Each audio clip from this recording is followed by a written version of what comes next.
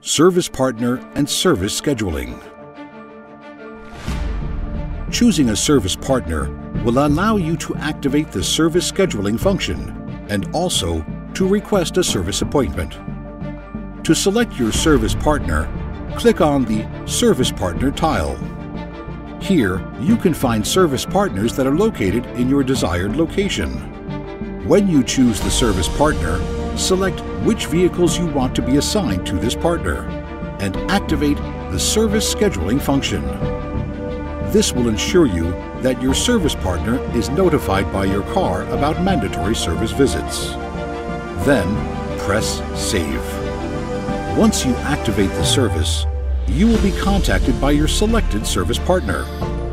You can also choose your service partner in the application. To activate the service scheduling function, please go to the tile called My Service Partner. Tap on the option button in the upper right corner, Service Scheduling, and Activate.